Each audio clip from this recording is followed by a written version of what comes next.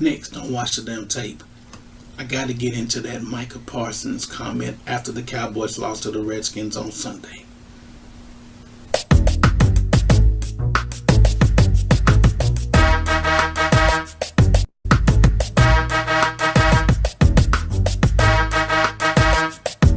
Micah Parsons continues to put his foot in his mouth.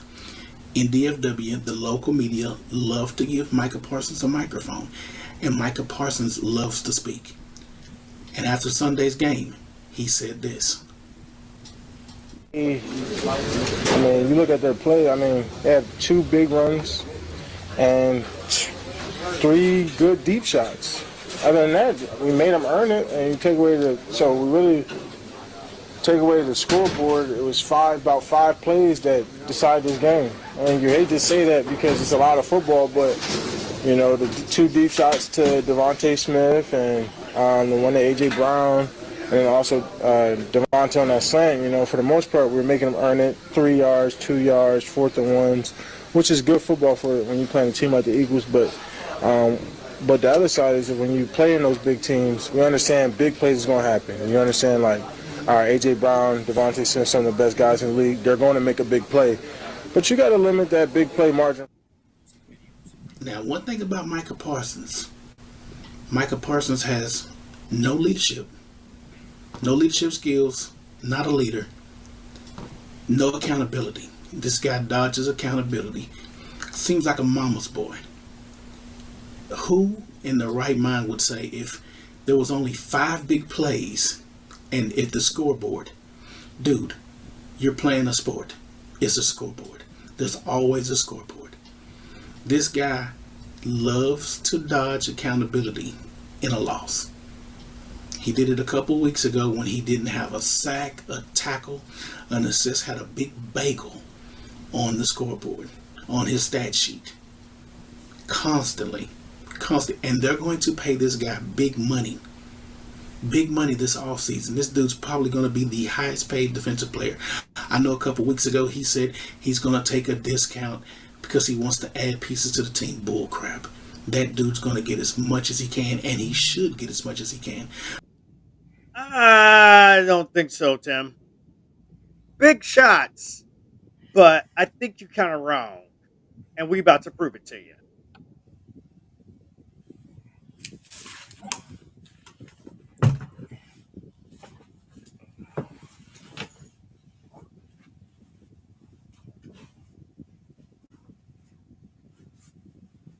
You're talking to the Rolex. Diamond ring. Get stealing. Wheeler dealing. Limousine right. Bitches been leaving back in business. The shit I be smoking is highly recommended. It's all of my niggas pushing the limit. My high got me going to get in the flight. Who thinks, it's about time this industry got a facelift. So make mission to knock the pillars of this industry on their ass. We ain't reading history books anymore, baby. We writing them.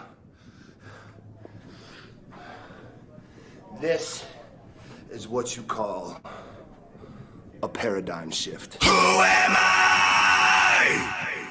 I am King. The fire burning into the fire. The rest of battle has appeared and I am. All rise and rest in his glory.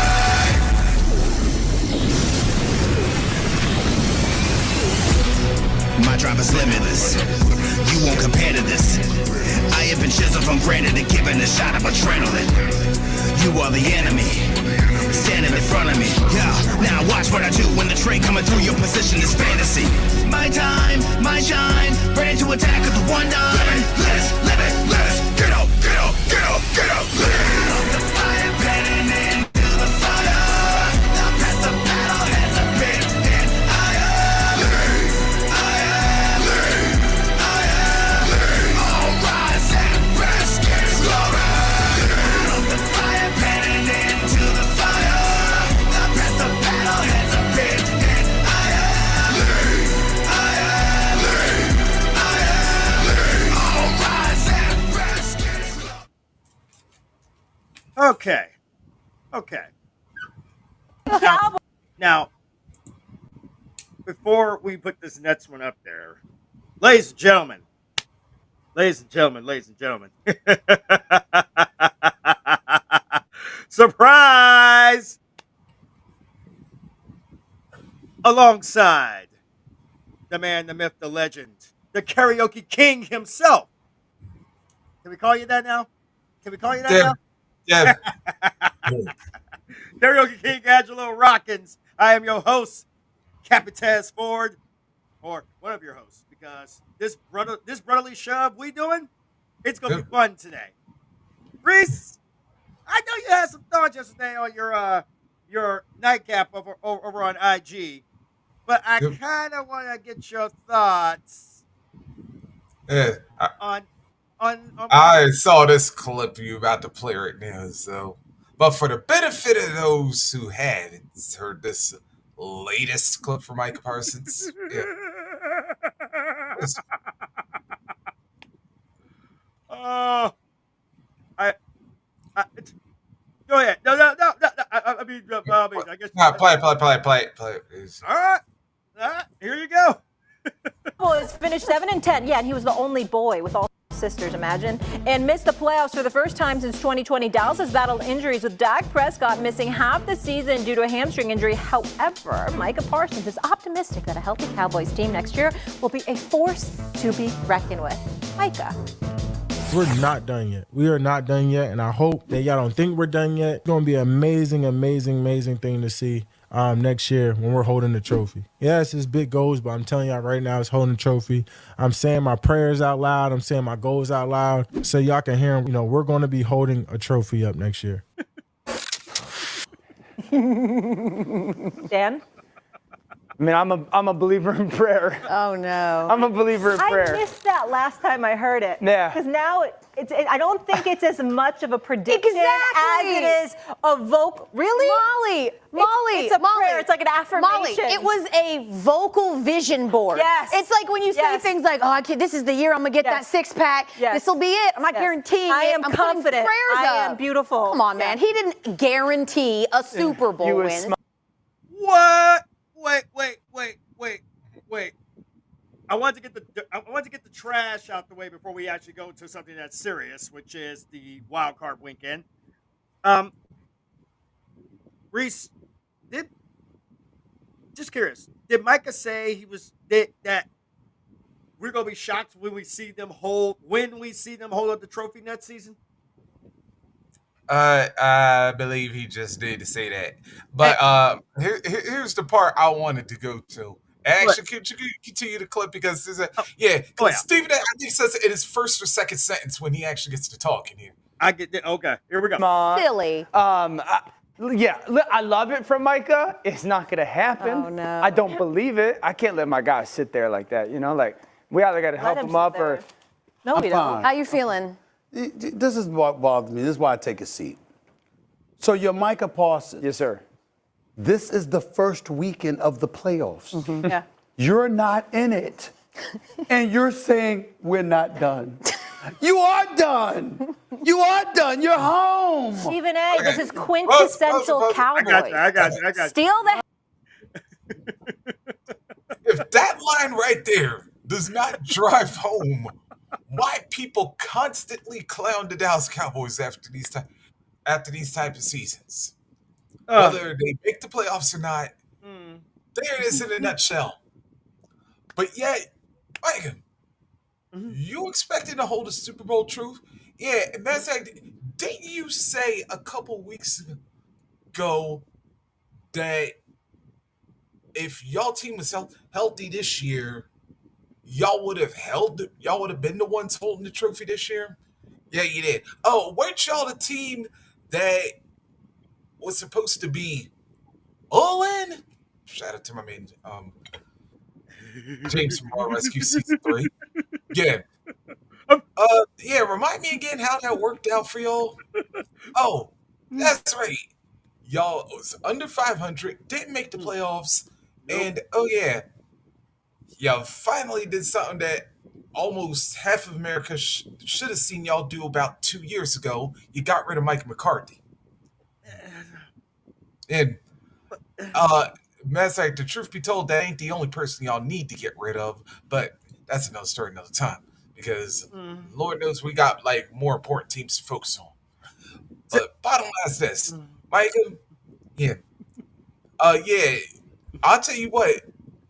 There, if you holding the trophy next year, it'll be a participation one. And it might be, uh, you might hold. Mm. Yeah, I ain't gonna give you defense player of the year because hey, you couldn't even win that one Nah. when the Cowboys was good. You might win. Mm. No, you can't hold that one. Wait, did they give trophies for Uno? You might win that one. You might. I think that I hear there's a tournament. Yeah, Amazon trying to start up an Uno tournament to make them feel better.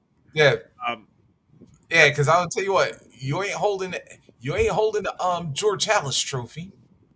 mm, Hell, if you switch to the AFC, you ain't holding the Lamar Hunt Trophy, and nope. you damn sure ain't holding the Lombardi. Yeah. Be- before Hell, as before a matter I of go, fact, go considering. ahead. Oh, wait a minute. I almost forgot one extra thing. Hey, Micah, remember also that time you said, yeah, your girl ain't gonna get a ring till you get one? Mm, Yeah, you ain't even gonna have you a trophy girlfriend, much less a trophy wife. mm. That's how few trophies you gonna be holding next year, bro. Yeah. Get. Well, well. Before I go into this one, I want to take a moment. I wanted to show something because I promised that I'd be showing it today. And yes, I usually do have a drink in my hand, usually when we do these things, because it usually gets a little crazy. But I'm not doing scotch this time. Not even doing whiskey. Courtesies of the Rocks Company. We Terramana this mess. We go in Terramana in this mess. This is how bad this mess is. I don't drink tequila often. Usually when I do, it ends up with me streaking up and down the road jogging. But thankfully, we won't be having that problem today because it's a little cold. And unlike most of these white guys, I am worried about shrinkage. But I digress. Here's what it comes down to for me with Micah.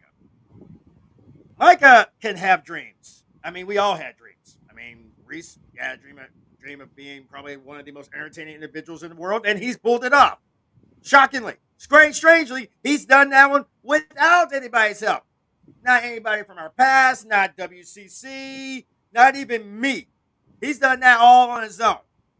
Hey, I had dreams of becoming big time and becoming well known. And some people know me. Some people even went as far as to try to basically throw clout on Twitter, but they failed miserably, incredibly miserably. I don't think they've seen that guy since. But when Mike sits here and says that we're going to be surprised they win a trophy, you know what, Micah? My best piece of advice for you: you better start using the Tariq Hill defense and just get you a shit ton of babies' mamas, because that's probably as good as it's going to get for you. That that girl of yours who's saying that you're saying she's not going to get a ring until you get one, you better go ahead and just wipe her quick before Zeke takes that away from you too. I say this with no due respect. I'm sure Micah is a great talent, incredibly gifted. I understand that. But when you are going out of your way to try to downplay getting being victimized and conquered by the Eagles twice, if I'm not mistaken, then turn around and losing to Washington in the season ender. When Washington knew the assignment for a fact they had to basically win that damn thing to solidify them spots in the playoffs. Yeah, the one thing Dallas has in common with Washington right now is that both of them are having to beat Tampa Bay in the wild card round. That's it. Only one of them actually got to beat the goats. One of them got to beat a goat in the making. Let's call it what it is. But when Micah sits here and says things like this, it it, it bugs me. It bugs me because of the fact that I expect better out of Micah Parsons. I expect Micah Parsons to be the leader that everybody keeps telling me about when it comes to the Dallas Cowboys. Now, I obviously gave the title of jobbers to the New York team. I give it to A.A. Ron Rodgers and his band of dysfunction. I can't call Dallas America's team to save my life, and I'm sure I'm not the only one.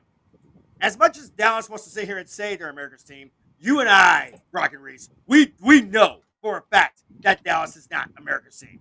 To put it as nice as possible, they are exactly what I called them at the beginning of the season. They're America's tanked.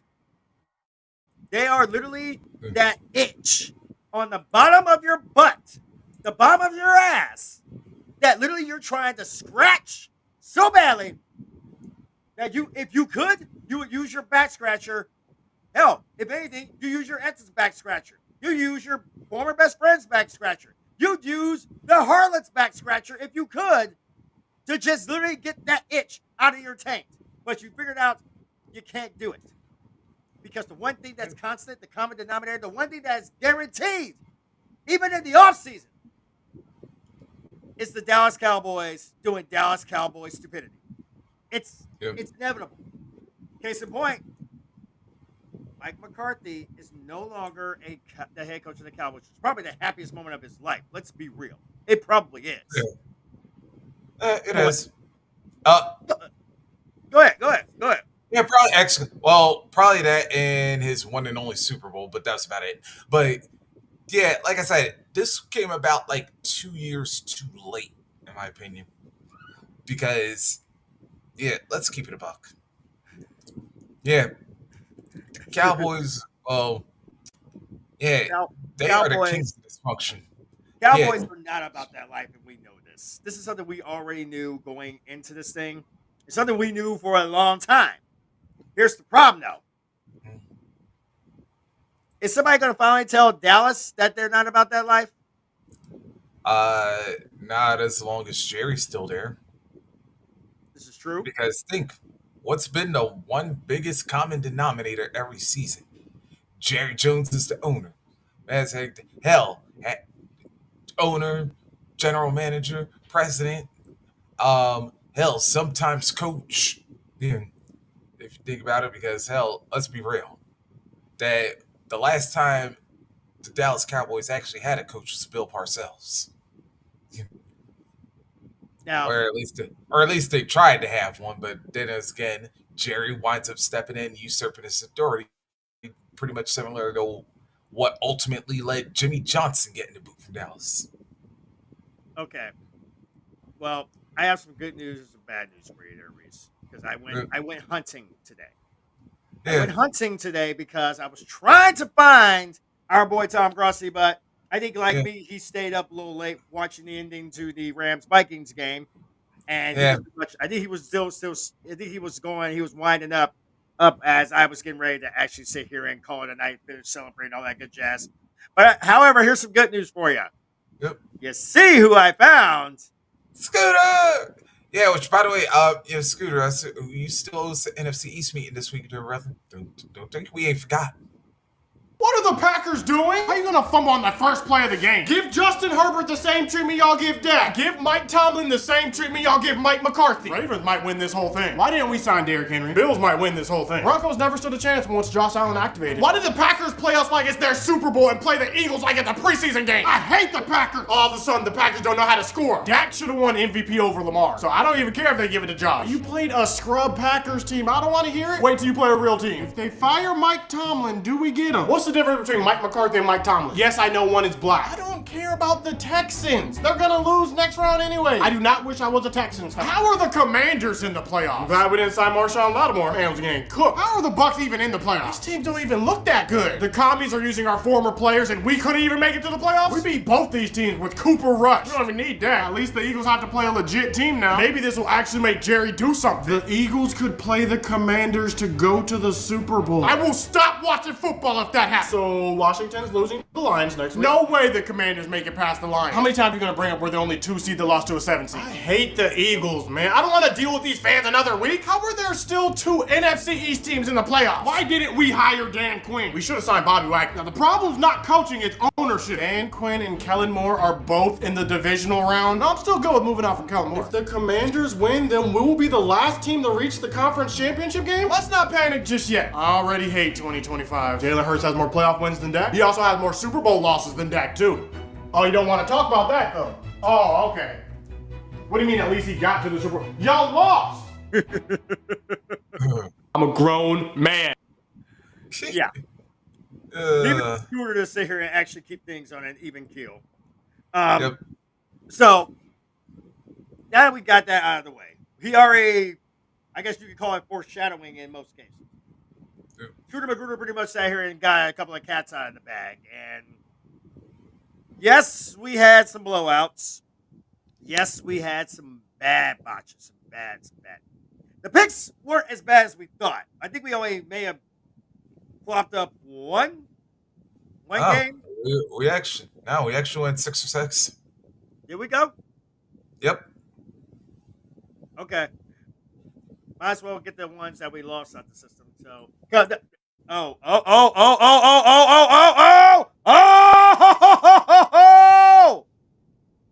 Look at here, ladies and gentlemen. The Swag Pete himself. The Suave of the city is in the house. Ladies and gentlemen, Don Juan's in the building. And we just got to ask you, Don, what the hell are y'all doing, Raider Nation? But you know what? Good morning, Captain. Good morning. Good morning. What's up, Captain? It's time to John. It's been a minute. You missed the fun. Hey, just so you know, Don, we just had playoffs. We just had wild card weekend. I know that's something that wait. Hold. The NFL has playoffs? Yes, they shockingly do. They do exist. So how does this work? Does that mean that if you win a lot of games, your team gets into, I guess, the after season? Is that what they call it? Yes. Oh, okay. Well, as a Raider fan, I have no idea what that even means. I'm pretty sure we're not winning enough games. I don't think you get in, being 4 and 13. You know, so that play. I got to look into that. Got to see what that's all about. If it was a consolation bracket, maybe it would have happened. Right. Yeah. Well, you know what? Look, I mean, I've been a Raider fan since 1976. Damn, Joe. I graduated college in '76. My girlfriend at the time, who was a Raider fan, we came out to Vegas on a post-graduation trip, and she kind of put it to me like, again, we're talking about the 1977 Rams. How can you be a Rams fan when the Raiders are a much better team? So let's just say she was very convincing with regard to my allegiance to football teams. At that moment, I became a Raider fan. They went on to win the Super Bowl that next year, and I've been a fan ever since. Although the last 20 years, I think I've kind of blanked out. Well, before you do, can we put Joe's comment up there? What's up, by the way, Joe Q? Yeah. We go definitely do Joe this one. Speaking of those aforementioned Raiders, while Tom didn't give us our scriptwriter moment, which I'm probably sure he'll probably give us tomorrow, if nothing else. So if anything, it will at least be on Friday's playoff push for the aftermath, as we do that one on Friday nights. But we at least got this, if it makes you feel better.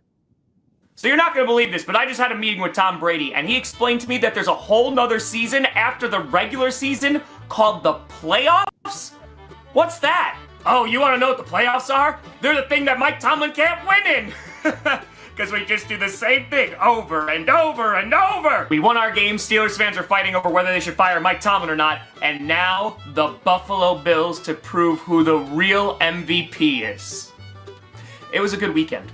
The Eagles are going to the divisional round with Saquon Barkley. The Commanders are moving forward to the divisional round. And here I am on the couch waiting for April.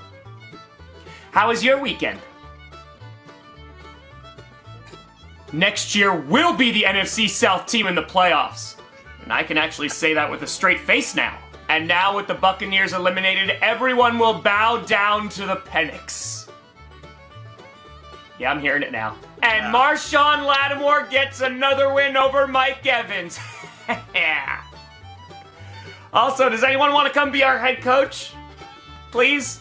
And with that, Baker Mayfield and the Buccaneers are eliminated from the playoffs.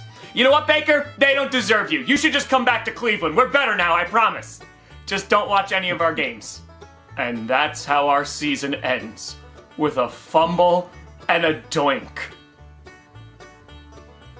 Please don't leave me, Levante David. I don't know what's better. Finally winning a playoff game while I've been alive, or the fact that Dan Snyder had nothing to do with it.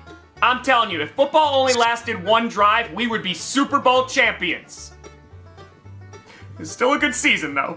Don't worry, Broncos, you had that one good drive, and then...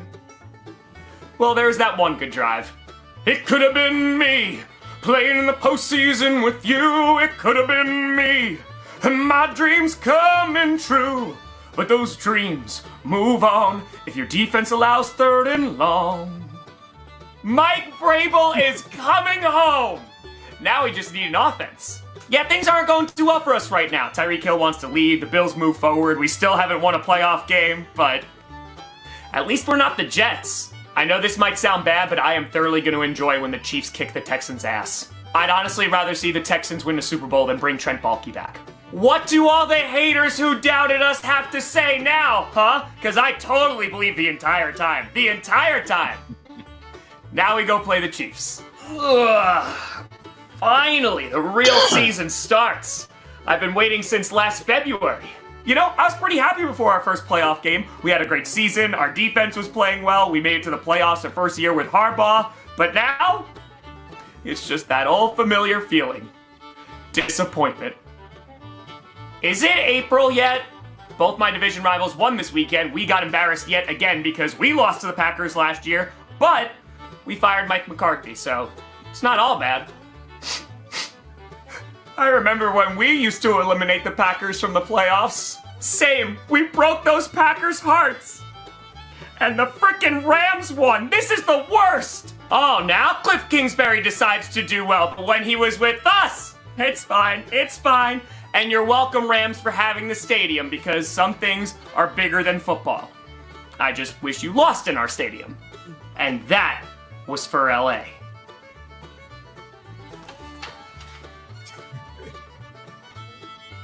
See you next week, Rams.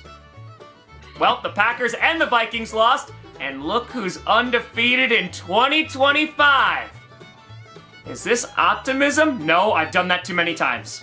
I am miserable. But watching the Vikings get blown out makes me feel at least a little better. Score! I have no idea who's gonna save our team, but I know it's not gonna be Sam Darnold. Nice try, you can't fool me twice. Damn it, I wanted to play the Packers a third time so we could beat them again. And also, I think we broke Sam Darnold.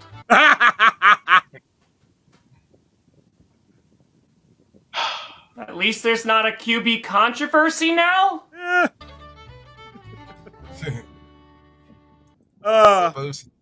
So yeah, that happened. And yet, here we all are.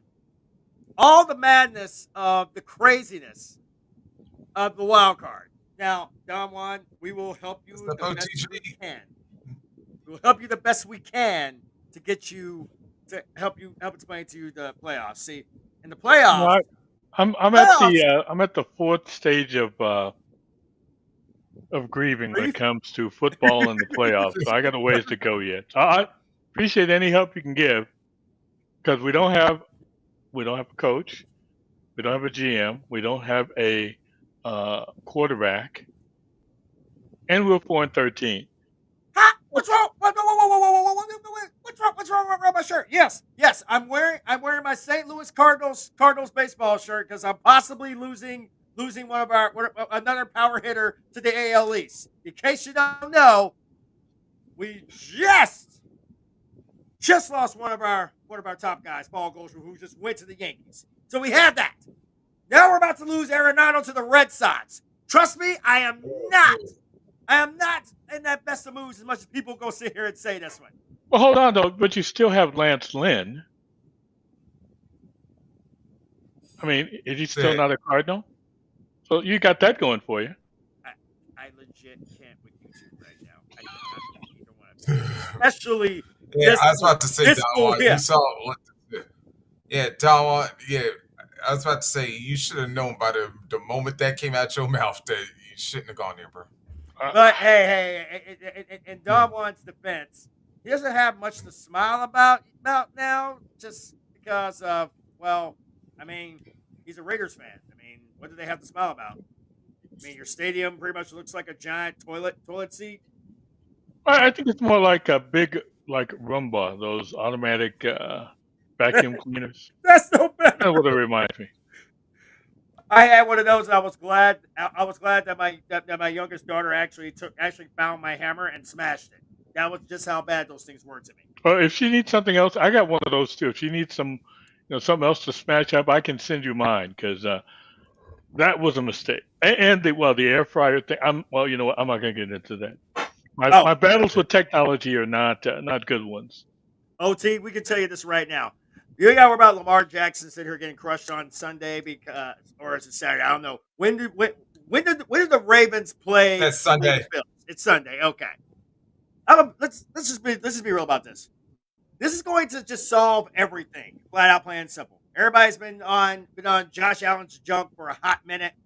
They've been sitting here just ignoring the fact that Lamar Jackson has literally turned the Ravens into a legitimate threat. If there's anything, Buffalo's been sitting here prepping for Kansas City. They may be worried about Baltimore, because Baltimore was like a dangerous. It turned into a legitimate one. They've been one for like 4 years now. They have been, but this is the one time where people actually are possibly sitting here saying that Baltimore has a better chance of going to the Super Bowl than Kansas City. Now, KC is not something to say in Brown Boys. We know how Kansas City usually plays these games, but the fact is that it's still them. And lost. You know what? Yeah, I'll see the comment. Yeah, I'll go ahead. Yeah, I'll go ahead. I will let y'all. I have in the last 3 postseasons. I cannot calculate the amount of money I've lost betting on Lamar Jackson and the Ravens, and it's almost literally Lucy in the football. You're thinking he looks great regular season. I know what he can do, and now he's got an opportunity. And hell no, I am not putting another nickel. If he gets past Buffalo and gets to the Super Bowl, I'll put some money on him. But you got to show me something. 'Cause I have seen it way too many. And he's a great player. It's not like it's lack of talent, or he's not going to have one of those Sam Darnold moments where he's seeing ghosts and whatever. It just doesn't get done. And at some point, you got to take a stand and get it done. And I'm waiting on that.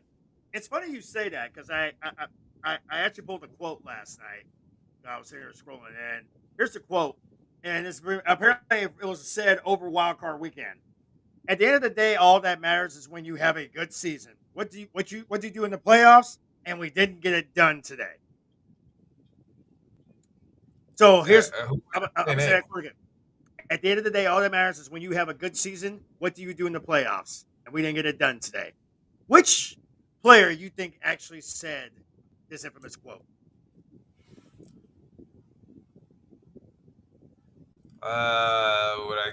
Would it be somebody?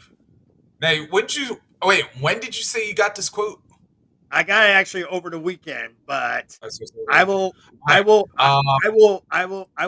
reveal who it was. I will just give you guys a guess on who actually said it. Somebody that was in the playoffs in this current playoffs.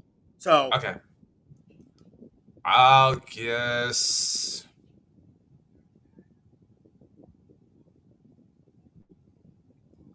I want to guess I'm going to say Derrick Henry. Don Juan,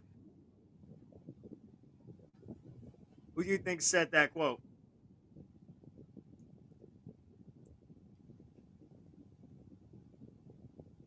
And it was someone for the playoffs.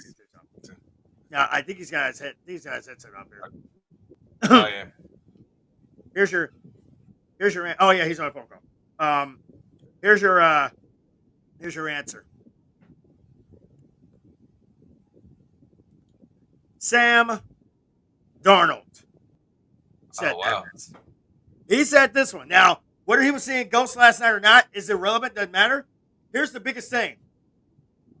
The Vikings, if I'm mistaken, the Vikings were 14-2 this year.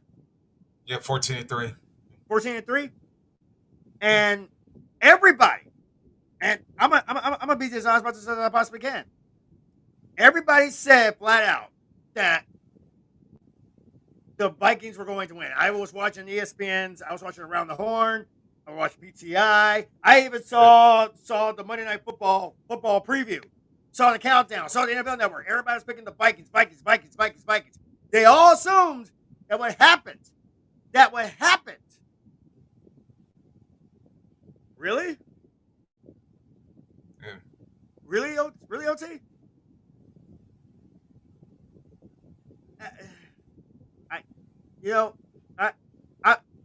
I'm gonna sit here and be honest about this one.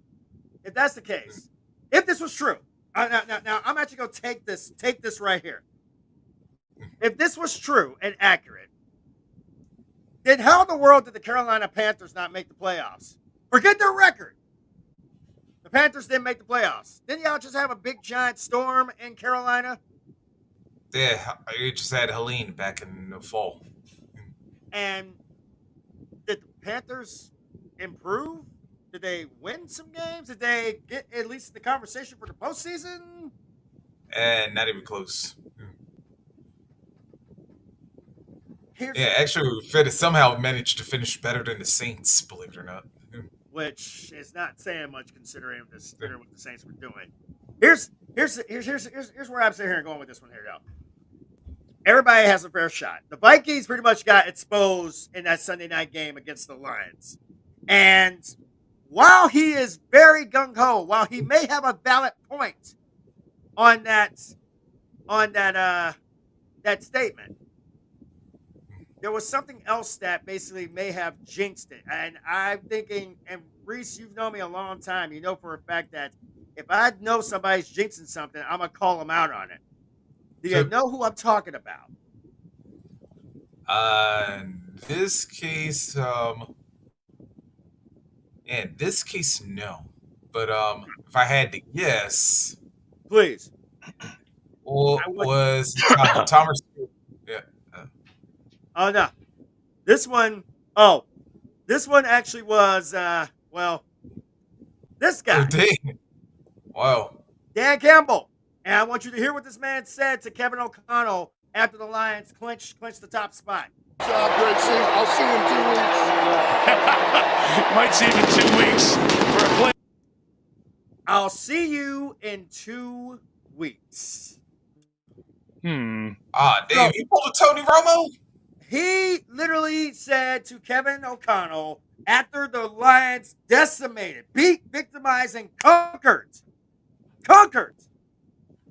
these guys. He said, I'll see you in 2 weeks. And yet, here's the problem I've got with that one.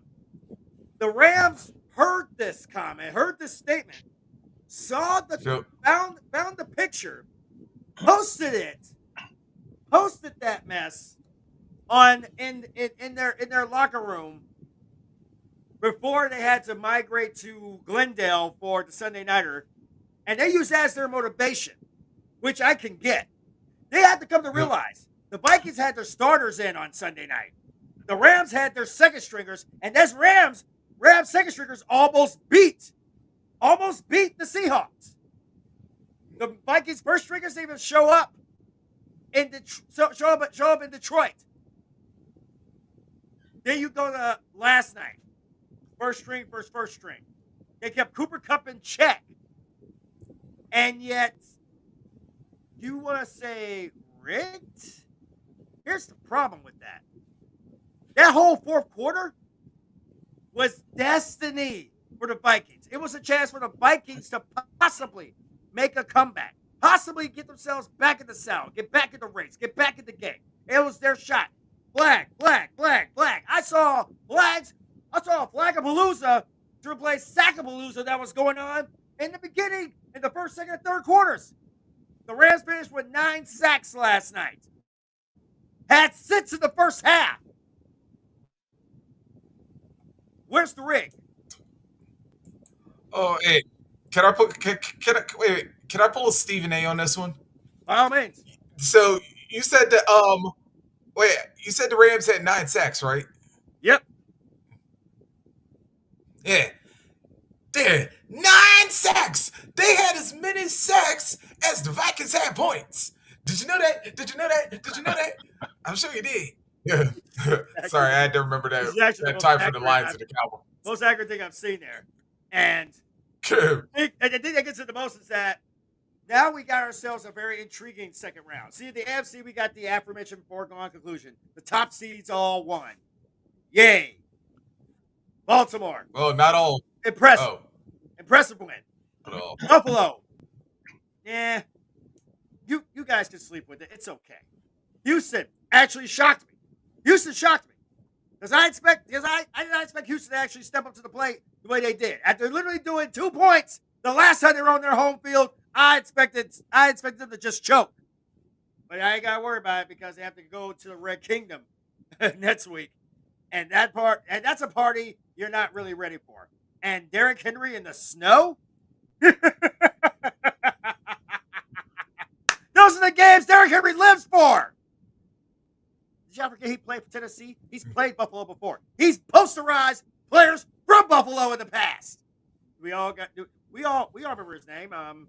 What was his name? Josh Norman. Need we say more? Josh Norman's been a victim of Derrick Henry, and somewhere in football heaven, Josh Norman is probably looking down, going, "I am hoping the Bills just avenge me." That's what it comes down to. All right. Thanks, Dennis. Yeah. Well, it's going to be a great game. This postseason is shaping up as one of those situations where these teams have had promise. There are teams like the Chiefs that are proven. There are teams like Buffalo that have been really close. But at the end of the day, you almost see it forming out like it has the past few years that the Chiefs are going to win. I just think, and we've all seen it with teams that we've rooted for, teams that have been considered in a dynasty. At some point in time, the shit hits the fan, and that dynasty is just going to start to take a step back. The Chiefs, I still think, and if it's Buffalo and the Chiefs, if it's the Ravens and the Chiefs, I don't think the Chiefs get the Super Bowl this year. And it's not because they clearly know how to win no matter what. I just think time runs out on these so-called dynasties. I don't care how great they are, how good the coach is or the quarterback. I think they've reached that stage, and once some other team gets over on you psychologically, a team like the Chiefs are going to find it hard, with players getting older and perhaps retiring, to keep up that level of competitiveness. So I want to see the Ravens because I like Jackson. I think he is a talent that people really don't fully recognize and probably won't until you see it in a Super Bowl. So I'm pulling for him to get there so that he can show just how unique and accomplished a talent he really is. This nonsense about, and look, I like Buffalo. I like their quarterback. I'm sorry. I look at the stats. Lamar Jackson has far better stats than the quarterback in Buffalo, who I will not name. Far better stats. So it's his time. He's got to get grounded in the fact that, you're not going to get multiple opportunities going forward necessarily. Time is now. So I'm hoping that he gets it done and shows the world just, again, how unique and how accomplished he is as a football talent. Who? Lamar Jackson. Reese, you want to go or you want me to take it? Yeah, I can take this over right now. First of all, I do agree with you. And I've been lamenting the fact that the Chiefs have been in suspect for a majority of the year. Here's the problem. Teams didn't beat them when they had the chance to. Yeah. And You know, what's the one thing you don't do? You do not wake a sleeping animal. And unfortunately, the Steelers found out the hard way on Christmas that the Yep. Chiefs, that all season long, the Chiefs had not looked like that team. Patrick Mahomes threw about as many interceptions this year as he had done in any previous. I think this was the second worst year when it came to interceptions. But yet, when push came to shove, W, W, W, W, all for the Chiefs. It was like something I remember Shannon saying earlier this year. The Chiefs don't need Patrick Mahomes to be great all the time, but great quarterbacks are only great when they need to be. And it's just like, with the game's on the line, Mahomes will come through. It is like, here's the thing, and we've seen this movie the past 3 years. Teams will have the Chiefs dead to right. I mean, what was that? Go back to the first bowl that they won before they won the back to back. Remember, like the Texans were beating them like 28-0 or something, and all of a sudden they erased that lead before the halftime. And we've seen these type of comebacks way too many times for the Chiefs, and it's like, I don't want to say that they're toying with teams, but for a lack of a better term, that's what they're doing. And it's like, although, like I said, sometimes I think they live a little too dangerously when they do it. But the thing is, yeah, when you've got the chance to beat them, you can't take your foot off the gas because more times than not, Kansas City's alders one quick strike away from beating you. That being I, said, I think they do go to the Super Bowl, but they better pray that there's a certain team from the Motor City that they don't run into, because the Lions have shown they can beat the Chiefs. And I tell you what, I've been seeing something else all season. Last year, the Lions had a sour taste in their mouth from when they let that NFC Championship go. This year, they've been playing like a team possessed. They already took care of step one, locking up home field. They're going to take step two, although I will say that the Commanders are going to play this game a lot closer than people are thinking. But at the end of the day, yeah, the Lions, they're feeling like that squad. Yeah. Yeah. well, you know what Sure. though? When you watch the Chiefs and Mahomes, they really do remind you of the Patriots and Brady. You do not, you do not want what you would want to have with 2 minutes to go, maybe even less than that against the Patriots. You want a two-score lead, and the Patriots or the Chiefs with no timeouts, and Mahomes, on a third down.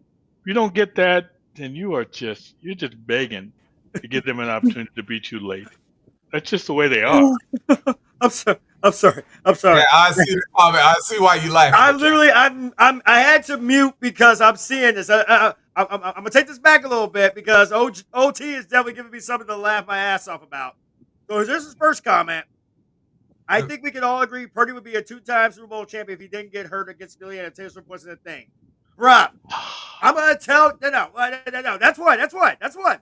Then he goes, he doubles down and goes, Chiefs needed Taylor Swift to beat us. Okay, but it gets worse. In reality, 49ers were 7-time Super Bowl champions. 2019, 2024 were rigged. Bruh, I'm going to say this for the nicest parts of my body that I don't know exist. San Francisco shot themselves in the foot the minute that they let Kyle Shanahan remain as their head coach. The same Kyle Shanahan that blew it when he was with Atlanta and Atlanta played New England in the Super Bowl. The same Kyle Shanahan had a big lead on those very aforementioned Chiefs the first time around and blew it and lost the Super Bowl. The same Kyle Shanahan that had the Rams against the ropes. And then the Rams came back and whooped that trick in the NFC Championship game a few years ago. But then Kyle Shanahan was the same guy that had a big lead. What was it? Last season? And what happened?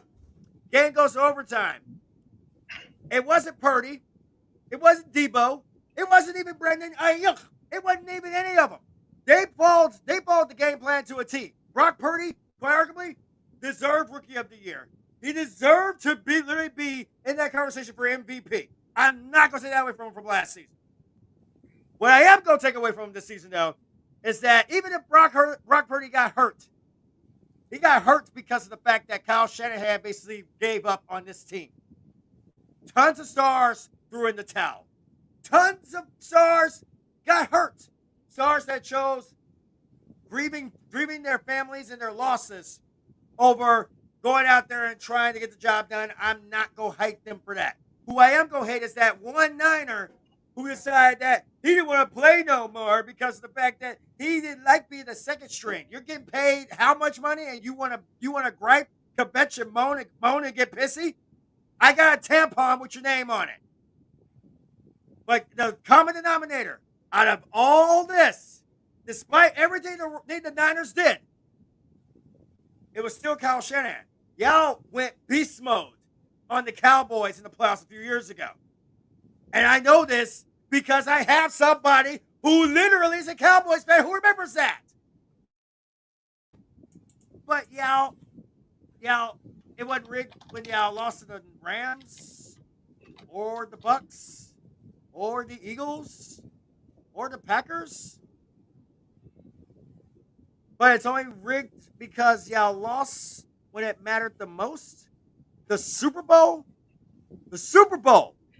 There is no excuses. There is a guy that's in Buffalo right now who probably hates that fact. In fact, every insult they want to throw at him is always wide right. In case y'all trying to figure out who I'm talking about. Scott Norwood. There's a guy that even was in Dallas, probably not in Dallas now, who saw the worst fumble in the history of fumbles, and saw his fumble go, hey, you know what? My fumble wasn't that bad. He used to play for the Cowboys. Also was the guy who screwed up in the Snow Bowl at Thanksgiving that year. These things happen. It is a matter of opportunity and timing. And that is exactly what it came down to when it comes to this moment. When it comes down to it, people will say Super Bowl is rigged for everybody. So that means the Steelers, our Super Bowl should have an asterisk. Chiefs have an asterisk. Patriots have an asterisk. Cowboys have an asterisk. I dare you to go to a Cowboys fan and tell them every one of their Super Bowls was rigged for them to win, and hope and pray that one of them don't put like a bullet in your ass. Just saying. You know them Texas folk will.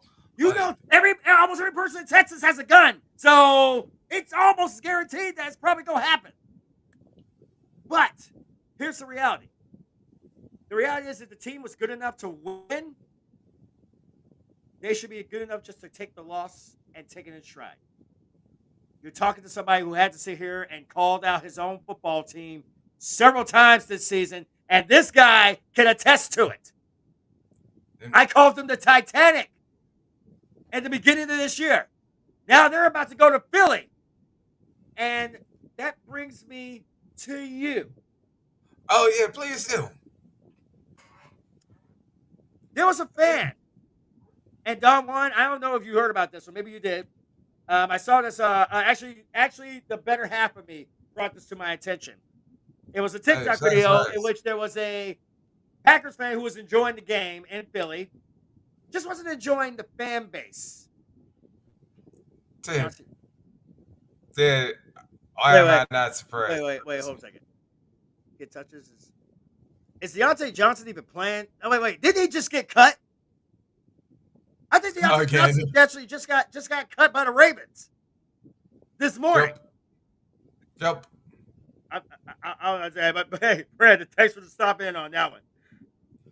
There was a guy. It was something I sat here and saw, and I heard it, and I was just kind of like, "There is no way this is accurate. There's no way this is true. This can't be." Dude. Now Yes, I know. I know. Now I know Eagles. I know Eagles fans are rather boisterous about their team. You're disrespectful to Cowboys fans. I know this for a fact as well. But are you honestly going to tell me that one of your fans disrespected a Packers fan because she was a woman? Please tell me. Please tell me this ain't true. Sadly, I would not. Sadly, I would believe it. Well, it's a good thing that apparently people like to send me random ish. Because, well, here you go.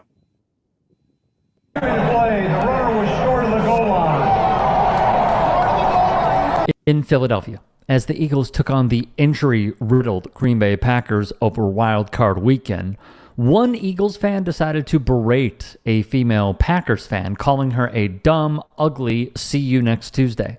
The man recording tells the Eagles fan not to say that, to which he replies, "You gonna do anything? Then STFU." The woman gives a message to the man next to her, who we would learn is her fiance. And that guy continues recording. Now the next day we have an update, and it comes from that Danish guy on Instagram who uncovered the man's identity. First of all, I'm so sorry that he spoke to your fiance that way. That's totally unacceptable. I would never go to an away game at a Philly stadium. The gentleman who was taking the video, you did the right thing, by the way. Anybody who tells you that a real man would have stepped up or hit him, that's absolutely untrue. A real man could control his impulses and his emotions and be able to calculate that it's not worth going to jail over this asshole. Hello, Ryan Caldwell. I see you're putting everything on private, but not fast enough, are you? It really upsets me the way that you chose to talk to that woman. You don't even know her. Is this how you speak to your wife? Is this how you speak to your mother? Actually, I got a better question. Is this how you speak to your daughter? Okay, I got to step in and comment here on this one. I'm not just going to say this because I'm old school, but we all know the rules, fellas. You're out there with your wife, your woman, whatever, and some dude starts mouthing off at her and you don't physically retaliate, you need to get it cut off if you let that happen. I don't want to hear this. Maybe it's younger guys nowadays. Whenever I hear somebody say, "Oh, that's not acceptable," bullshit. It ain't. If you sit there and let your woman take that from some know-nothing nobody, certainly at anywhere, it doesn't matter if it's a football stadium, at a restaurant, the movies, whatever, and you don't stand up to kick his ass, then you need to go home and, like I said, cut it off because you got nothing else to give. Sorry, that was me. Sorry. I don't get that. That's fairly accurate there, Don Juan. Yeah. I want to even take you a step further. First and foremost, hey guys, I hate to break this to everybody here in 2025, but believe it or not, there are women who actually know some things about football. Yeah. So, hey, to those of you still in the quote unquote boys club, yeah, get the fuck over yourselves. Yeah, like this type of shit's like going on way too often. Yeah, and I also do want to say this: that I didn't tell you this right now. I don't care if the dude was in Philly or not, or whatever city. Yeah, Don wants like 100 on this one. Yeah, you disrespect a dude's fiance or whatever. I didn't tell you this. I knew that this was in Philly. Yeah, I'm guaranteeing you, half of that stadium would have probably actually came to the dude's face if they had known that was his fiance. Because as much as Eagles fans like to hold to their own, that there's points where even they would turn against each other because there's like I've seen incidents where if you were going after a woman, they wouldn't care if that was They wouldn't care if it was your closest friend, if it was your brother or whatever. They they ain't gonna stand for they ain't gonna stand for that, especially if you're a visitor. But in this case, I'm like, that dude, that Eagles fan, yeah.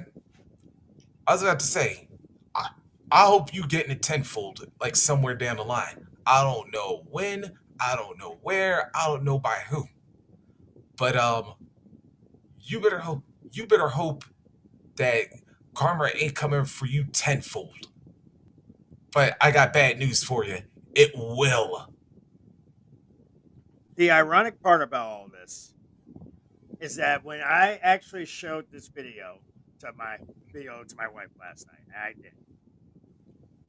She had some very choice words that I will try not to repeat because I'm gonna try to do my little PG practice. And this is about as PG as I'm gonna get. I posted a video on TikTok last night, pretty much calling out the aforementioned Eagles fans who are backing this guy. Now, I have never actually. Now I've got to hang out with Eagles fans and Phillies fans and Sixers fans and Flyers fans. I'm an all sport kind of guy. My biggest thing is you don't mess with me, I don't mess with you. That's usually the way it goes. And yes, in the heat of battle, a lot of things can transpire. A lot of people can sit here and get a very, very out of pocket, which some do. However,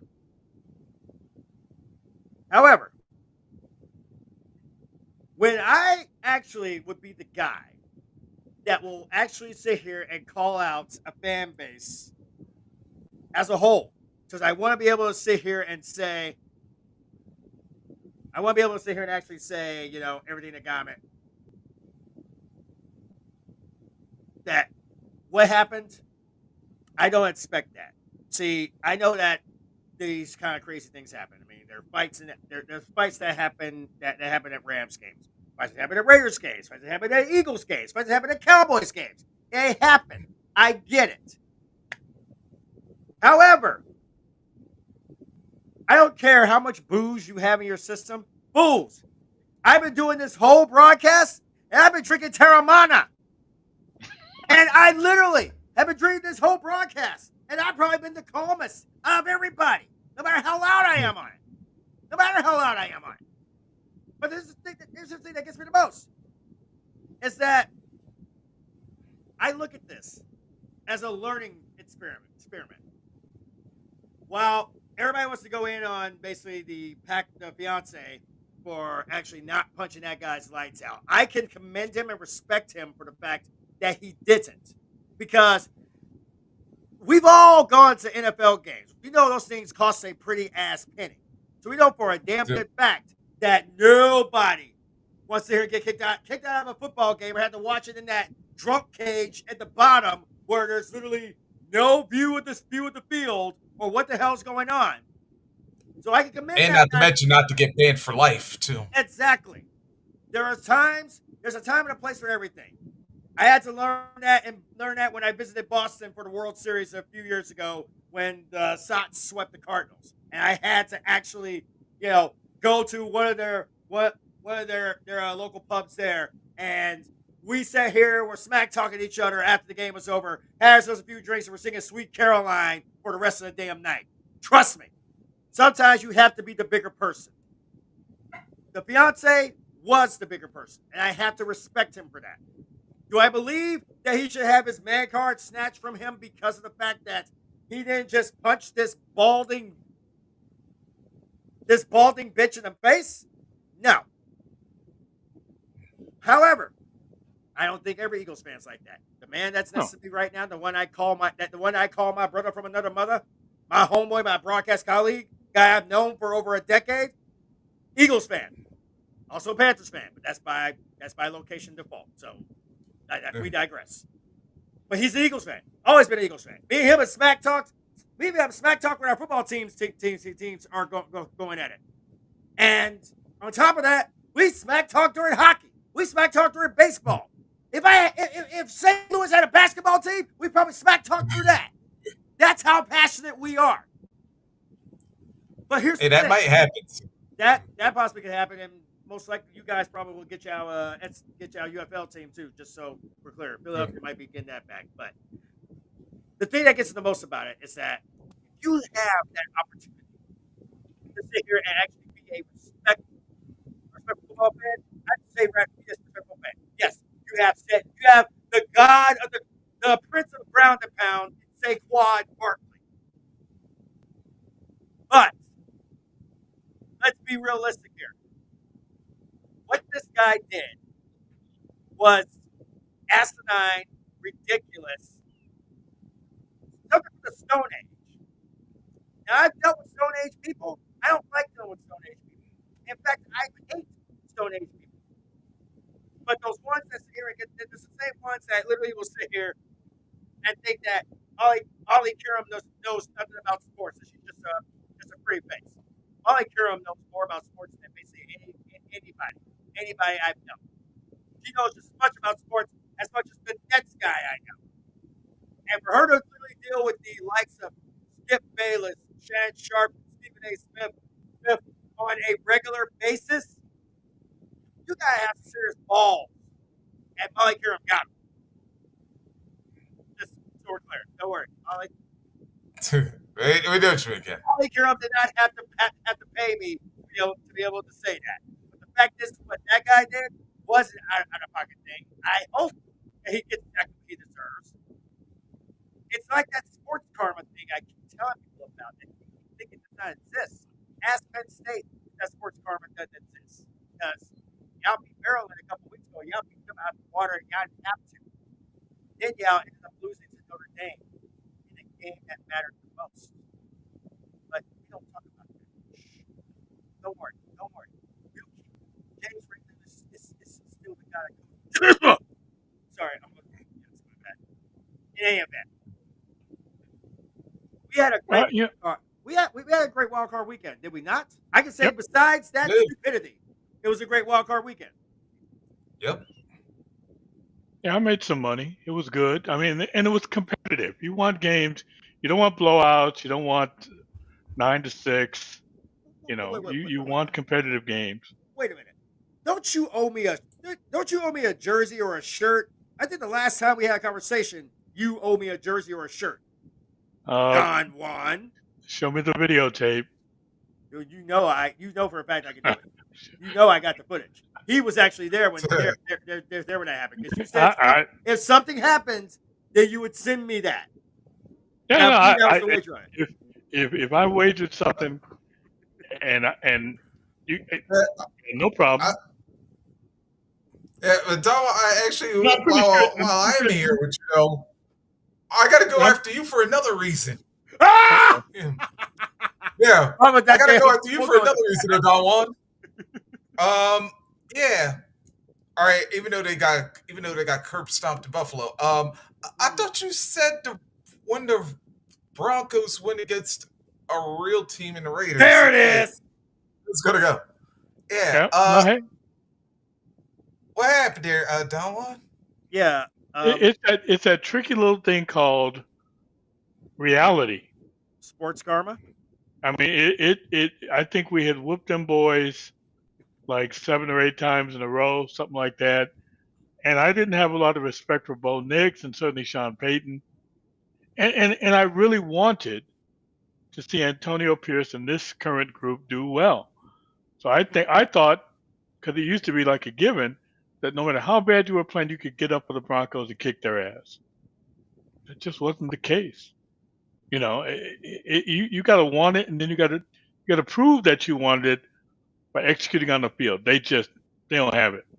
And I'm tired of the quarterback merit. I don't know what they're going to do in the offseason. I don't want to see another retread. I don't want to see another Jimmy G, Gardner Minshew, whatever. Trust, if the Raiders go out and sign Aaron, what's his name? I've forgotten, he's already out of the game so much with the Jets. What? Rodgers? I've forgotten his name. Oh yeah, Aaron Rodgers, that guy. They go out and sign Aaron Rodgers, and I'm throwing it in. Enough already. Give me a young guy, because it's not going to be fixed in a year. Not gonna. They need to hire a coach for something of a long term that might be more than 2 years. They need to bring in a GM, and they need to get a quarterback or quarterbacks that they can build from. Because right now they got nothing. They got y'all had the defense, coach. but they got nothing. I think y'all had the coach, but y'all gave up on him too quick. I agree. Because, because like Antonio Pierce, To me, he was like, he should have been given the same runway like a Dan Campbell. Because again, the thing I like about Campbell and the thing I love about Pierce, they are leaders of men. I mean, that's really if you can't get guys to buy in, you need to get rid of them. You keep your coach and stop looking for the next whatever and build from that. They decided to jettison this guy. I don't know who the hell they think they're going to get. Wait. Are you saying that it's time for the Raiders to go all in? Yeah, well, when you say all in, it's like, hell. We already know what happened the last time a team said they was going all in. Well, I'm talking about the full all in. It's like you sell the team, Mark Davis. You sell the team to Tom Brady and whatever kind of consortium he can put together, and let some people who actually know football try to rebuild this squad and this organization, because they're still trying to play out of the Al Davis model, and that just doesn't work. You need a fresh approach and a fresh kind of vision as to what this franchise can be. Because I'm sick and tired. I've been to a few games over the past few years, and it's always the majority of the fans are from the other squad. They got no respect for we have no home field advantage. We got a stadium, but that's all we got. So they got to build from the ground up. And Mark Davis, and the mistakes he's made, I just think he needs to sell the team, make his money, and move on to somebody else who can actually get something done. Well, I wasn't going to be that guy, but yes, I was going to be that guy. But just because we didn't get a scriptwriter moment and because of the fact that I like rubbing it in ESPN spaces because I know that they're watching. Here you go, ESPN. Let's do this for LA. All right. We won 14 games this year, and we're taking on the Rams. Yes, we lost to them earlier in the season, but we should be able to win this game. Touchdown, Rams! Yes! That's how you start! We beat them once before, let's do it again. Defense? And a sack on the first drive. Can we please play better offensive line? As long as we don't allow too many sacks, we should be fine. And a sack! If we can even get a couple more of those, it will be a great night. Another sack? That's 2 already! How many sacks are they gonna get? We sacked him again? That's a fumble! And it's a touchdown! Blake Cashman! Yes! Yes! Yeah! What do you mean that's an incomplete pass? Sending the Venmo to the refs here? Another sack? Seriously? Interception! Yes! This defense is amazing! Oh no. Not again. Another Sam bites the dust. Doom, doom, doom. You just got sacked again. And we are sacked, and they return it for a touchdown. So you're gonna count that one, huh? And it's a strip sack for a touchdown! Yes! Another Venmo sent to the refs? Hey, you remember when our offensive line was good? Me neither! Our defense is incredible. More sacks. More! Okay, we're losing 24-3 at halftime, but we came back that one time. Jeff Saturday is their coach, right? 24-3, no chance of being 28-3. This is a good game. Touchdown, finally! Can we please get back into the game now? Now we just have to go for 2, and nope, apparently not. Aw, we allowed a touchdown. But not the 2-point conversion. Oh, look. Another sack. Sack, sack, sack, sack. I'm at the point where I don't even want to see our offense get the ball anymore because I'm afraid for Sam Darnold. Honestly, with all these sacks, I'm starting to feel bad. No, I'm not. Well, at least there's no more QB controversy. Hey, Vikings! Is this how you do it? 14 wins.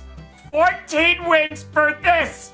For this! It's kind of amazing how this team can go from scoring 6 touchdowns against Josh Allen to no touchdowns against the 49ers to now having 9 sacks. It's a roller coaster, but I love being on the ride. Sam, do you have a Jets jersey under there? Ah, there's the Sam Darnold I know. You still seeing ghosts?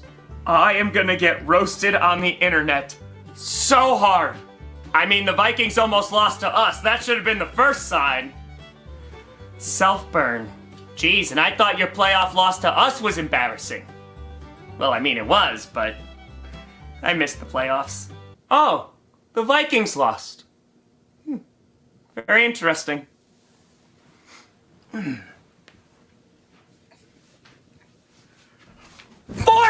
wins! 14 wins, and you're in the same spot as us! Right here on the couch! Score! I may have said some things to Packers fans that is going to blow up in my face. Oh, I heard you all. I heard you yesterday. Oh, the Packers suck. Guess who scored less points than us this week? You! If I die before I wake, just know that the Packers and Vikings have a losing record in 2025 and we don't. Dan Campbell said he was going to see us in 2 weeks, and that makes him a liar. The Lions should be kicked out of the playoffs. Yikes. I guess our division wasn't really that good after all. Blow the horn, you purple incarnation of Satan, because you're going to Cancun with us. Please save me, JJ. You're my only hope. Don't worry, Vikings. You would have lost to us anyway. Like always. Every year. Literally every year. I go, no, don't get too invested in this team. They're just going to disappoint you in the end. But every year, it's the exact same. And now Philadelphia. And honestly, why not us? This really is the worst season, isn't it? Hey, make sure you clean up before you leave, turn all the lights off, and don't forget to mop. Maybe it wasn't that bad of a weekend. We literally lasted one more day than the Packers. It was a good day. Yeah. And I love you. On a historical note, because I was harkening back to 1976, the Raiders went on that year to go to the Super Bowl, and who did they beat? The Minnesota Vikings.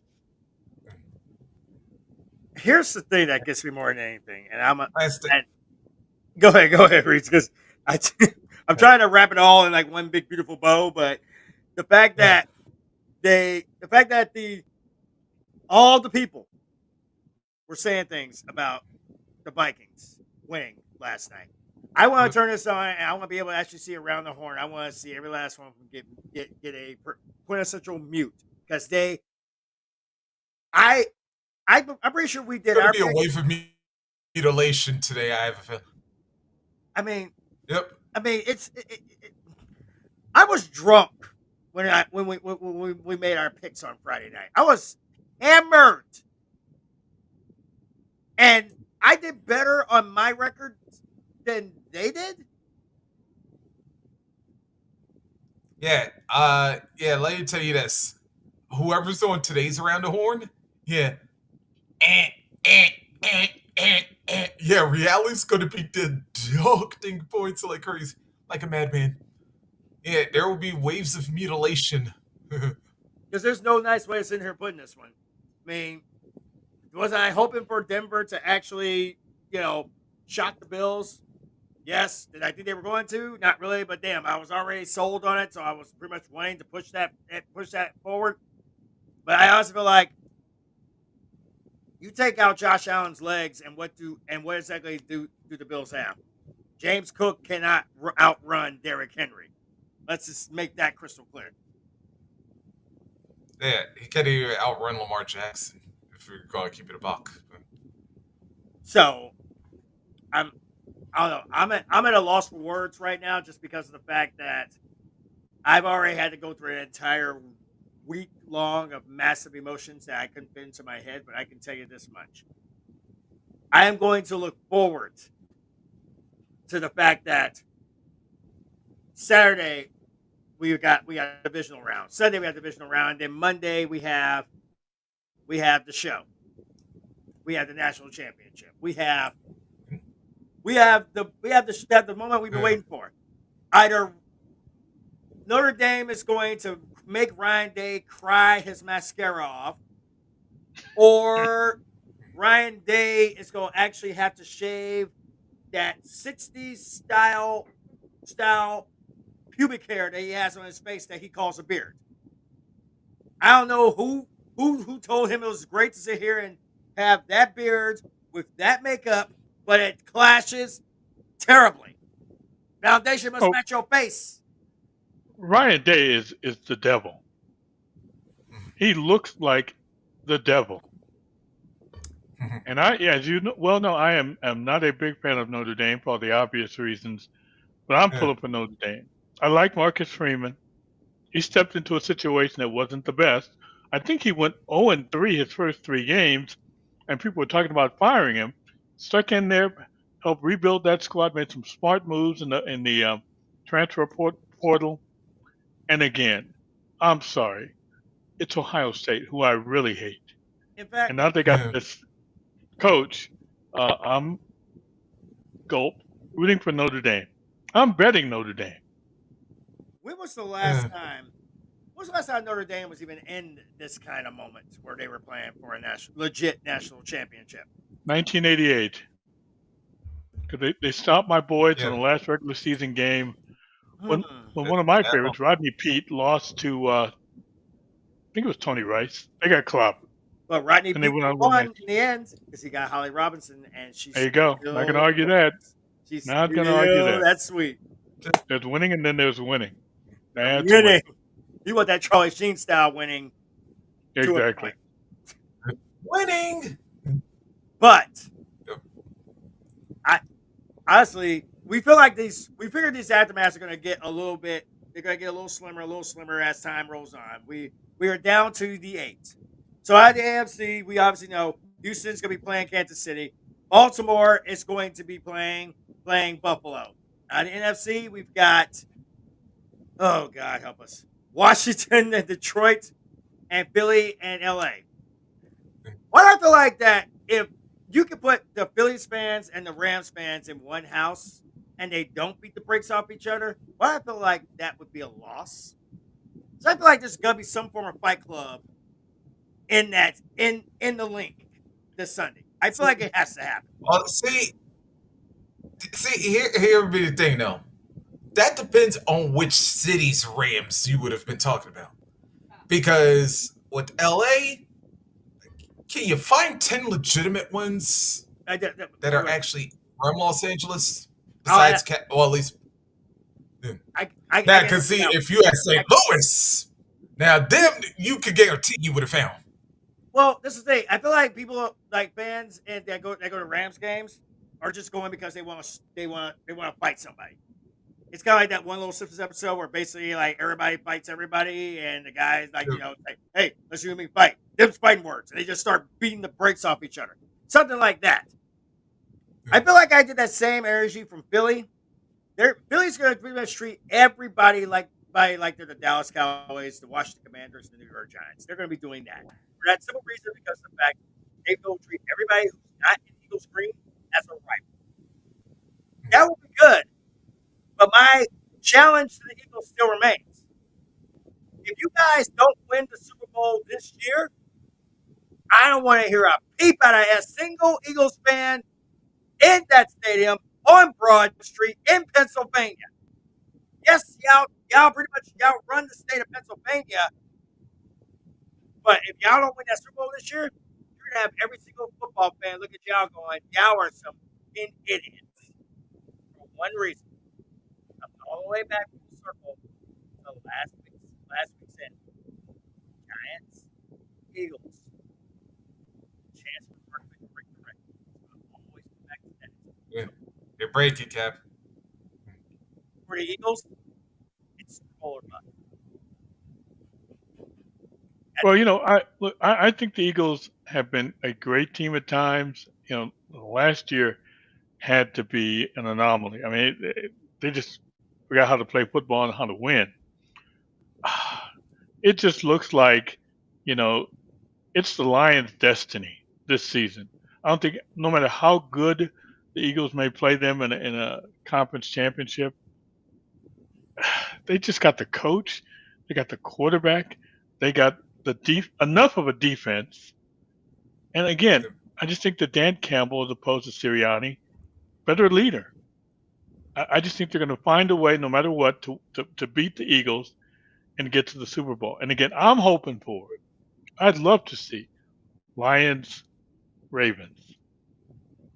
If they talk about styles make fights, these are two really kind of different teams, great defenses. You're talking about whatever the under is, I'm taking it. It's going to be a slugfest. You're going to get runs from Lamar Jackson. You're going to get plays from the Lions offense. And again, I think that they're just ready to play and ready to compete. So I'm looking forward to it. I don't want anything messing it up. Sorry, Rams. I think you had a good season. I think you probably lose to the Eagles. Bills are due to lose like they always do. Talk about teams that lose every year. Because I've always said, because Joe Cool brought it up about the Vikings. I would always want to see, I'm not sure it's this year, I would have wanted to see a Vikings and Bills Super Bowl. Only because you'd have two teams that have lost 4 Super Bowls and somebody's got to win. Somebody. If the game won't end in the tie, one of those sorry franchises will actually get a Super Bowl. Not going to happen this year. I'm just going to put this up and just see what happens. This guy right here. Let's go get it's Michigan Part 2 all over again. This is the biggest thing. Detroit versus all y'all. I'm legit going to actually see if I can actually get this shirt, see if I can get it just in time for the Super Bowl, just in case that happens. I'm gonna just put this as nice as I can. In fact, I'm gonna do a bigger solid. I'm actually going to sit here and I'm actually going to literally put the link for that website in the comment section so that everybody who wants to get it can officially go and get it. I actually know, my friend Jeremy would actually love that shirt.